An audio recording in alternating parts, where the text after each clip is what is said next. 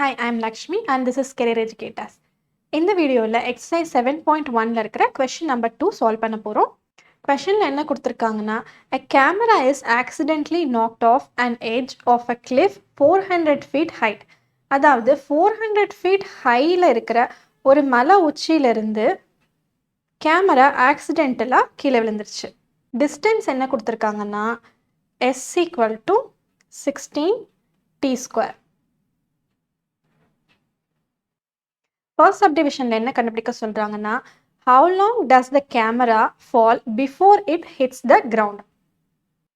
அதாவது கேமரா கிரவுண்டை ரீச் பண்ணுறதுக்கு எவ்வளோ டைம் எடுத்துக்கொண்டது தான் கேட்குறாங்க. இப்போ ஃபர்ஸ்ட் சப்டிவிஷன் சால்வ் பண்ணலாம். given s equal to 16 t square. Next டீயோட வேல்யூ எப்படி கண்டுபிடிக்க போகிறோம்னா, டிஸ்டன்ஸ் எஸ்ஸையும் ஹைட்டையும் ஈக்குவேட் பண்ண போகிறோம். பிகாஸ் டிஸ்டன்ஸும் ஹைட்டும் சேம் தான். ஈக்குவேட் பண்ணும்போது என்ன கிடைக்கும்னா 16 t square equal to 400, t square equal to 400 divided by 16 equal to 100 by 4, t square equal to 25, t equal to 5 second. So 5 secondல கேமரா கிரவுண்டை ரீச் ஆகிடும். We have completed first subdivision.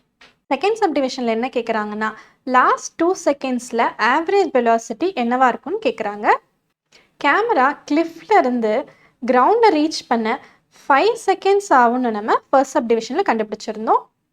இங்கே நமக்கு last 2 seconds கொடுத்துருக்கிறதுனால நம்ம 3 செகண்ட்ஸ்லேருந்து 5 செகண்ட்ஸ்க்கு average velocity என்னன்றது தான் கண்டுபிடிக்க போகிறோம். இப்போ செகண்ட் சப்டிவிஷன் சால்வ் பண்ணலாம்.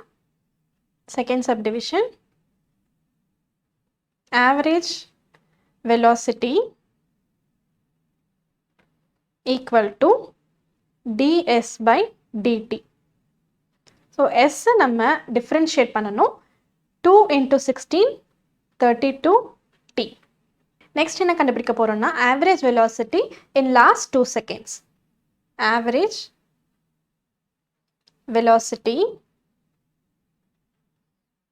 in last 2 seconds equal to velocity at t equal to 3 plus velocity at t equal to 5 divided by 2 equal to velocity at t equal to 3 எப்படி கண்டுபிடிக்கணும்னா 32tல t ஓட பிளேஸ்ல 3 சப்ஸ்டியூட் பண்ணணும்.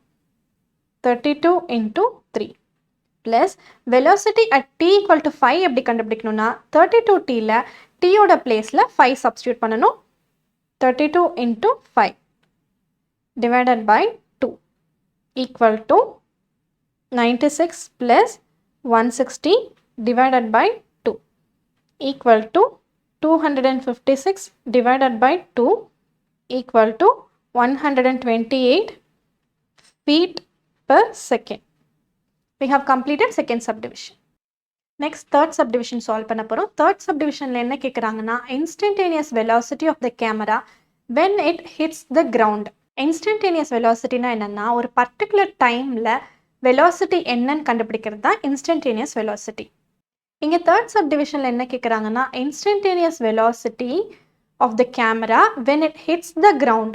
அதாவது டைம் 5 செகண்ட்ஸாக இருக்கும் போது instantaneous velocity என்னன்னு கேட்குறாங்க. இப்போ third subdivision solve பண்ணலாம். Instantaneous velocity equal to ds by dt equal to 32t. இங்கே நம்ம t equal to 5 seconds substitute பண்ணணும். When t equal to 5 ds by dt equal to 32 into 5 equal to 160 feet per second. So, instantaneous velocity of the camera when it hits the ground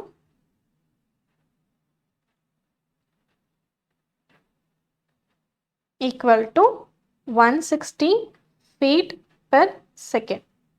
That's all, we have completed this problem. இந்த எக்ஸசைஸில் ஏதாவது doubts இருந்தால் comment செக்ஷனில் கேளுங்க.